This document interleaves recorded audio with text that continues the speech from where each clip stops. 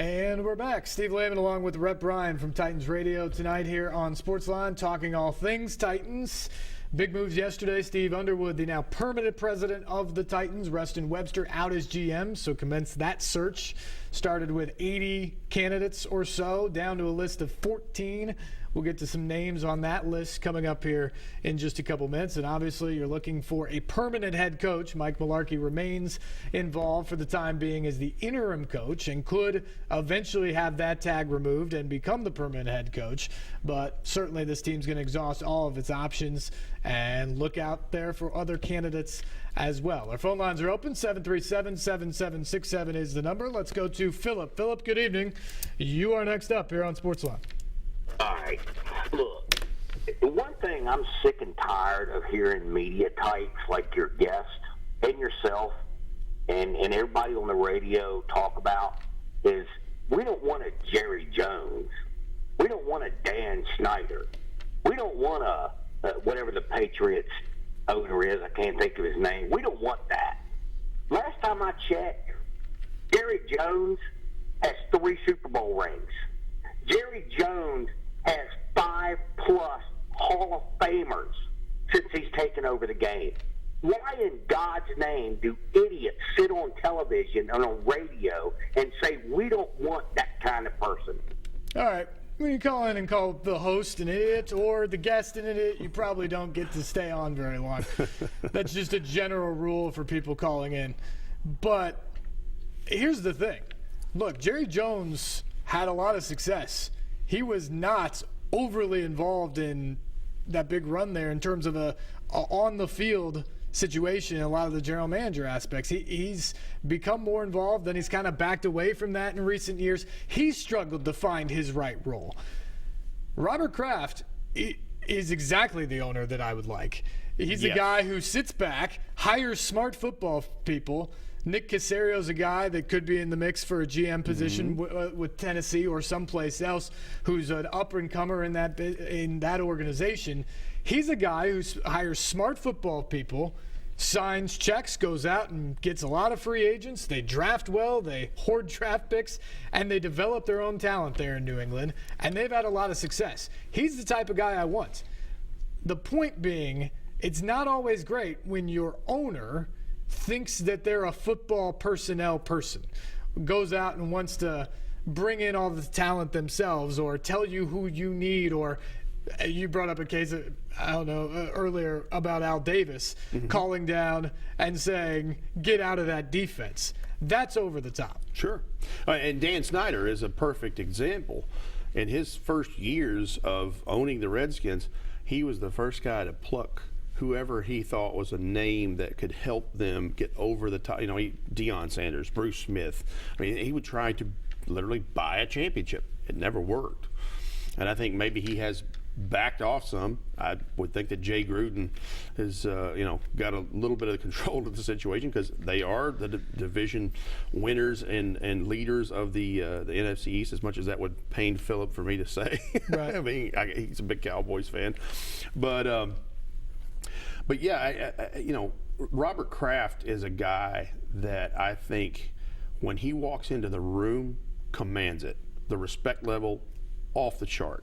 And I think it's the same way. I think he's one of the power brokers among the league's owners when they get together, just like they will tomorrow and Thursday in New York City to determine Los Angeles.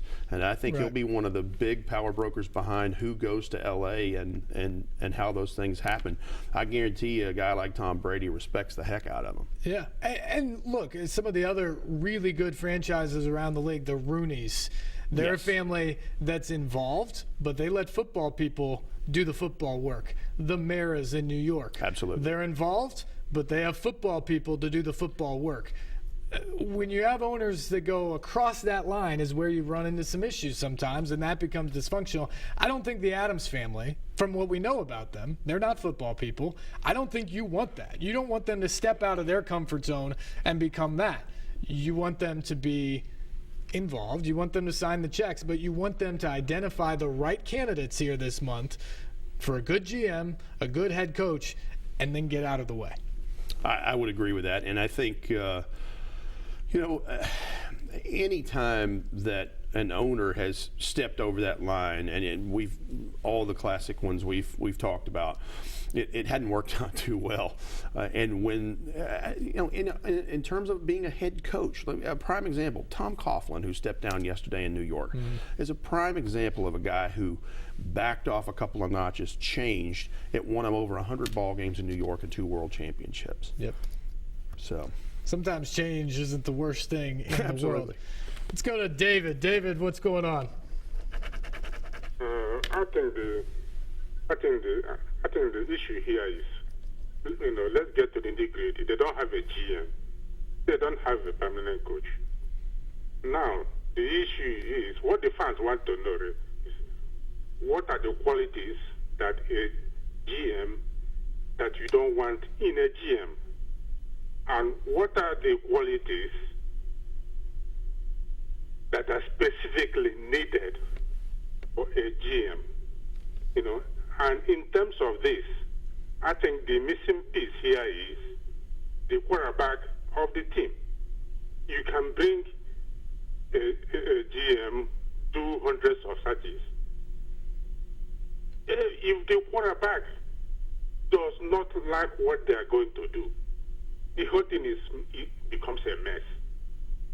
Yeah, that's a good call, David. Here's the thing. Marcus Mariota, I think when you look at a decision, you've got to understand he's your focal point. He's your franchise at this point.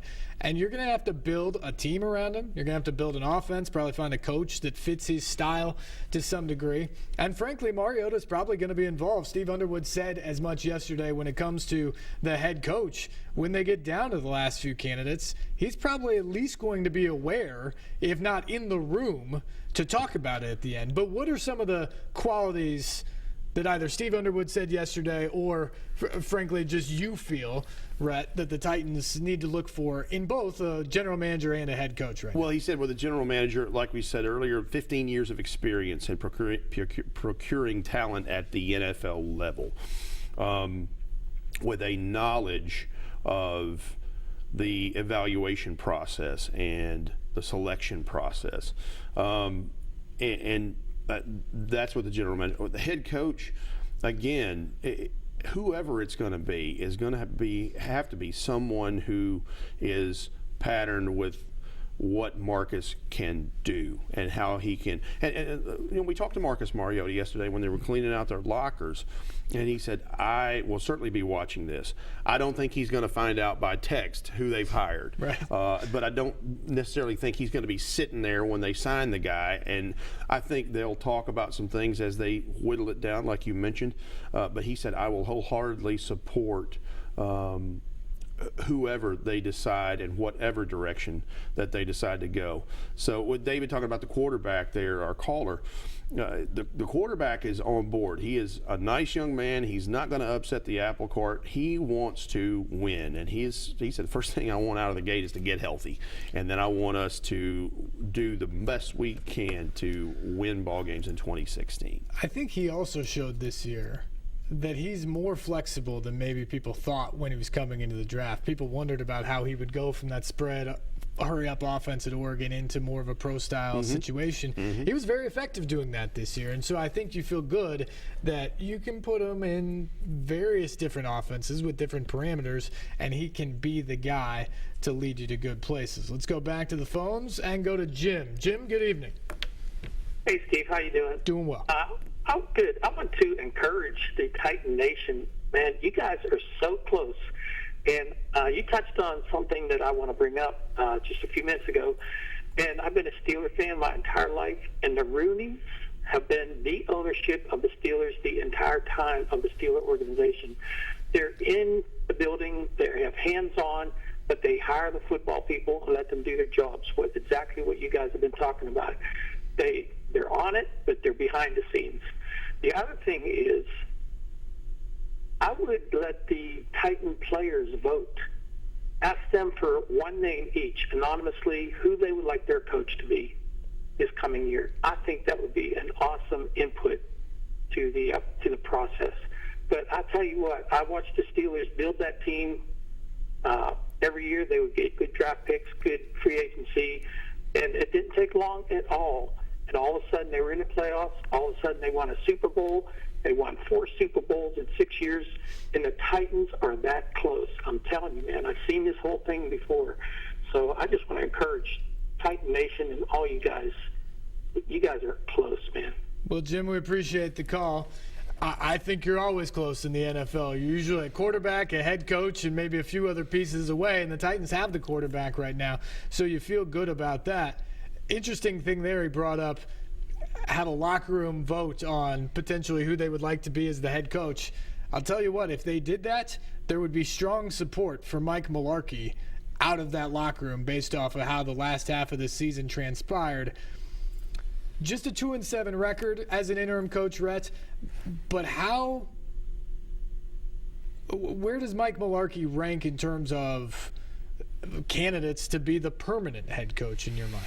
Well, let's say this, and I would echo what you say about if the players were to take a vote, because in asking those guys in these last few days as the season was ending, I don't think they were just saying the company line. I think they believe it. I mean, Delaney Walker's one who was kind of outspoken about it. He said, had he been given a chance in the preseason, things would be much different right now. He believes that. Of course, now this was his position coach for the last couple of years, right, and who he has seen lots of fruits of his labor and the way things have worked for him is, all the monster numbers he's put up in the last 2 years.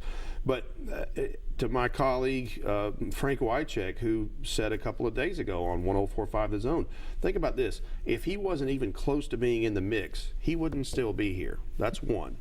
The Titans have shown some improvement, not in the win and loss column like everyone looks at, and like Mr. Underwood said yesterday that the owners want to see more of, and that everyone wants to see more of, but they were the least penalized team in the league the remainder of the season. That's discipline, that's coaching. And the quarterback protection was horrific leading up to that, and that's one of the main things that Mr. Underwood said the day that they let Ken Wisenhunt go, is that Amy Adams-Strunk was very concerned about the protection of Marcus Mariota. It got some better as the season went on. It wasn't markedly better, but it did get better. The quarterbacks did take a little less hits, and he did his best to try to shuffle the line and come up with the best protection for whoever was under center, whether it was Marcus or Zach Mettenberger. And he's willing to change. This is a guy that was not the same person that he was just a few years ago, right, when he was the head coach of the Jacksonville Jaguars in 2012. He had 1 year there. He was 2-14. There was an ownership change as Shad Khan bought the Jags. But this is a guy who, it's been well talked about, that was very much a disciplinarian and a stickler for detail and structure, and has changed his way some. He was a lot like Ken Wisenhunt just a few years ago. Guys had to line up a certain way during the national anthem when it was played and sung. Helmets on the field had to be positioned a certain way during stretch and warm-ups. If a player talked about an injury during the season, he was fined $10,000. Again, it's kind of like a Tom Coughlin thing, where Tom Coughlin, when he was in Jacksonville, they were winning. They were in the AFC Championship game against the Titans that year in '99. If you were 15 minutes early to a meeting, you were late. Right. Well, he got to New York. He tried to play those same games. Somebody, whoever it was, came to him and said, "You need to back off just a notch or two. You're a fantastic coach." Well, he's made changes like that. And let's think about this. This is not his staff. This is not his roster. He had all this dumped in his lap 8 games into the season. And, I think the ownership group likes him. And lastly, Steve Underwood mentioned it yesterday in the press conference. He referenced Jeff Fisher. In November the 14th of 1994, they fired Jack Pardee with 6 games left as the Houston Oilers.